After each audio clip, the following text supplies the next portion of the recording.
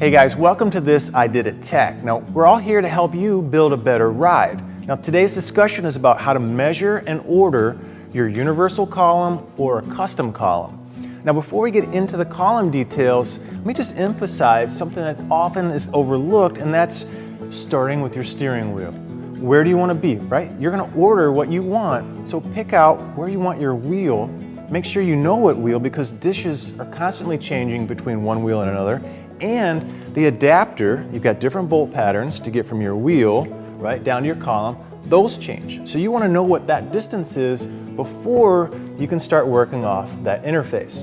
So this is your upper sleeve, and general purposes for measuring within Ididit is always working from the upper sleeve all the way down to the end of the output shaft going into your steering. Right? So this would be a 35-inch column. Now, of course, this is a column shift. You can see the lever here.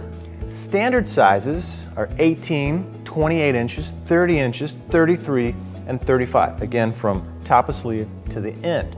Now, with that, this is standard, right? This is the upper sleeve.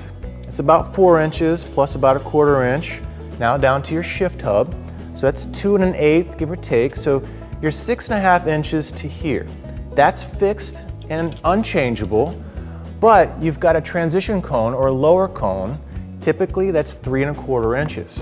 So if we want to start doing a little bit of customizing, right, we can shrink this down to about 1.5 inches, but you might see a little bit of exposed wiring, so just know that, but it's a good option, right?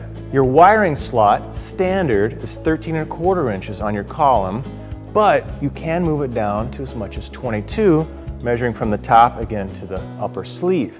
Now you can clock it as well, so that could help you out. Orientation, right? So there's a few things there that you can do on the column shift here. Now we'll transition to the floor shift, and again talk about a few features that are common between them that you can also customize for your build.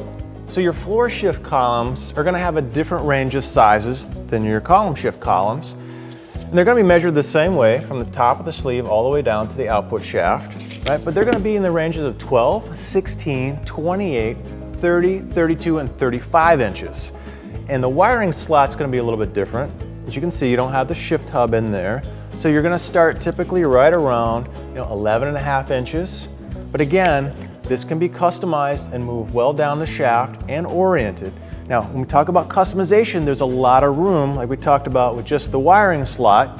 You can change the length of the tube, right? So you can go as short as 4 inches and long as to a reasonable length out here that you need. You can customize anywhere in between. And on the output shaft, you can go as short as 1 inch all the way up to 8 inches. So that lets you just about get anything you need for your build. These guys would be happy to help you out with it, so give them a shout. And the one thing to think about when you're doing one of the retrofit style columns is this distance to your wheel is always going to be generally in the same spot. So if you're comfortable with where your current split line is, you're good to go.